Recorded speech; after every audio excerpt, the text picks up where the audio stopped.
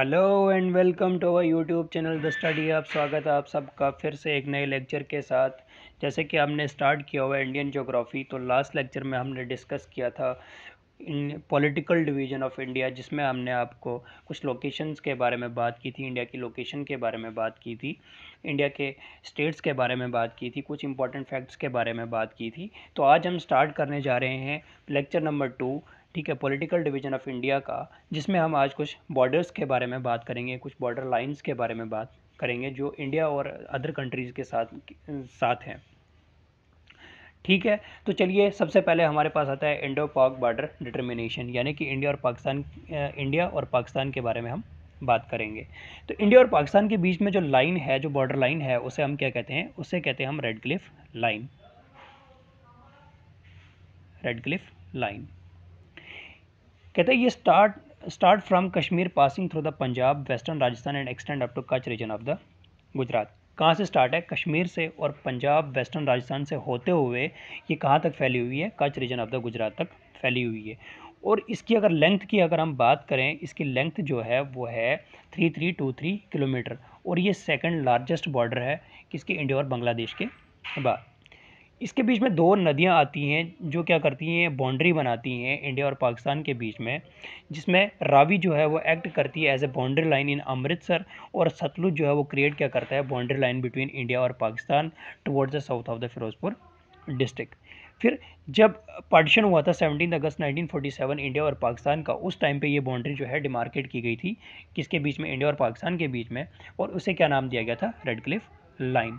और ये बाउंड्री जो है ये डिटरमाइन की थी, ये जो लाइन है ये डिटरमाइन की थी बॉर्डर कमीशन ने, ठीक है, और बॉर्डर कमीशन ने इसको डिटरमाइन किया था, और उस टाइम का जो प्रेसिडेंट था कायरल रेडक्लिफ, उसके नाम पे ये जो है रेडक्लिफ लाइन का नाम पड़ा था। ठीक है, दूसरा आता है हमारे पास इंडिया चाइना बॉर्डर। इंडिया और चाइना के बीच में जो लाइन है उसे हमने क्या नाम दिया है? उसे नाम दिया गया है मैकमोहन लाइन।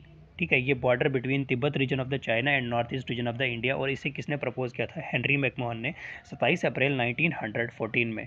ये शिमला कन्वेंशन हुई थी बिटवीन ब्रिटिश और तिब्बतन रिप्रेजेंटेटिव्स के बीच में, और उस कन्वेंशन के बीच में इसे ये नाम दिया गया था।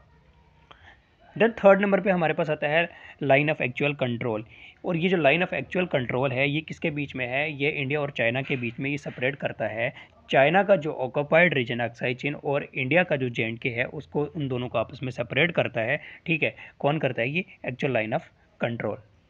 और ये कहाँ से पास होके जाता है? ये पास होता है लद्दाख, कश्मीर, यूके, सिक्किम और एपी। ठीक है, और इन दोनों बॉर्डर्स पे, दोनों कंट्रियों के बॉर्डर्स पे इन्होंने अपनी अपनी आर्मीज़ जो है उसमें उनको तैनात किया हुआ है। ठीक, और ये ऐसी सिचुएशन कब बनी थी? जब इंडिया चाइना वार हुआ था 1962 पे, उसके बाद उन्होंने अपनी अपनी आर्मीज़ को तैनात कर दिया था। देन आता है हमारे पास इंडिया और बांग्लादेश लैंड एग्रीमेंट। इंडिया और बांग्लादेश के बीच में जो लैंड एग्रीमेंट हुआ था उसमें क्या हुआ था कि कुछ लैंड इन्होंने उनको दी थी, कुछ लैंड उनसे इन्होंने ली थी। ठीक है, और उस टाइम पे क्या हुआ था कि जो लाइन थी उस लाइन का नाम भी रेड क्लिफ लाइन रखा था। और जो है ये एग्रीमेंट कब पास हुआ था? ये एग्रीमेंट पार्लियामेंट ने पास किया था 100 कॉन्स्टिट्यूशनल अमेंडमेंट एक्ट 2015 में, और उसके बाद ही ये इफेक्ट में आया था। देन आता है हमारे पास दुरंड लाइन। दुरंड लाइन जो है ये बाउंड्री लाइन बिटवीन इंडिया और अफगानिस्तान के बीच में है। ठीक है, किसके बीच में? इंडिया और अफगानिस्तान के बीच में। और इसे किसने डिमार्केट किया था? इसे ये डिमार्केट किए थे सर मॉन्टिमर दुरंड ने। ये एक ब्रिटिशर डिप्लोमेट था। कब किया था? 1896 में, और इसे क्या कहा गया था? दुरंड लाइन। और ये किसको सेपरेट करती है? ब्रिटिश इंडिया और अफगानिस्तान को। ठीक है, उसके बाद हमारे पास बॉर्डर लाइन बिटवीन इंडिया और म्यांमार आता है। यहाँ पे देखेंगे अगर तो माउंटेन रेंजेस हैं जो बाउंड्री क्रिएट करती हैं। कौन कौन से माउंटेन रेंजेस है? दो माउंटेन रेंजेस आती हैं जिसमें लोशाई पटकाई और अराकान योमा। जो अराकान योमा है ये म्यांमार की, और लोशाई और पटकाई है ये जो दो है, ये लोशाई और पटकाई जो इंडिया की है, जो ये क्या करती हैं? बाउंड्री लाइन क्रिएट करती हैं बिटवीन किसके बीच में? इंडिया और म्यांमार के बीच में। देन हमारे पास आता है इंडिया और श्रीलंका। इसमें क्या है कि तो जो पाक स्टेट है ये तमिलनाडु और जाफना डिस्ट्रिक्ट ऑफ श्रीलंका, यानी कि श्रीलंका और इंडिया के बीच में, इंडिया और श्रीलंका को सेपरेट करता है। ठीक है, और ये कनेक्ट करता है बे ऑफ बंगाल को नॉर्थ ईस्ट वाली साइड से, और पाक बे को साउथ वेस्ट वाली साइड्स में। बहुत सारी रिवर यहाँ से फ्लो होती हैं, जिसमें से मैं एक एग्जाम्पल आपको दे दूँ। वैगई रिवर है जो तमिलनाडु में है। ठीक है, देन हमारे पास लाइन ऑफ कंट्रोल आता है। ये क्या है, मिलिट्री लाइन ऑफ कंट्रोल है बिटवीन इंडिया और पाकिस्तान के ऑक्युपाइड जो रीजन है, ठीक है, और जो क्या फार्मली प्रिंसली स्टेट हुआ करती है जे की, ठीक। तो ये इसको जो है इन्होंने लीगली रिकॉग्नाइज, ये मतलब does not constitute legally recognise international boundary, इसको कॉन्स्टिट्यूट नहीं किया था, इसको रिकॉग्नाइज नहीं किया गया था इंटरनेशनल बाउंड्री, लेकिन ये क्या है, डिफेक्टो बॉर्डर है, ठीक है। और ये कब रीडिजिग्नेट हुआ था, ये हुआ था जब शिमला एग्रीमेंट हुआ था 3 जुलाई 1972 में, ठीक है।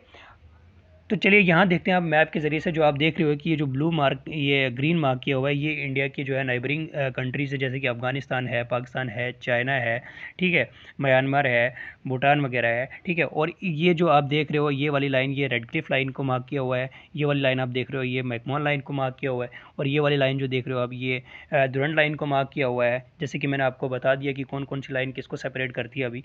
और ये जो है ये लाइन ऑफ कंट्रोल है, ये है यहाँ पे लाइन ऑफ कंट्रोल, और ये हमारा रहता है लाइन ऑफ एक्चुअल कंट्रोल, ठीक है। तो ये था आज का हमारा लेक्चर। तो कल हम स्टार्ट करेंगे फिजियोग्राफी ऑफ इंडिया। तो उम्मीद है कि आपको ये लेक्चर पसंद आया होगा। आज के लिए इतना ही रखते हैं। बाय बाय, खुदा हाफिज़, टेक केयर।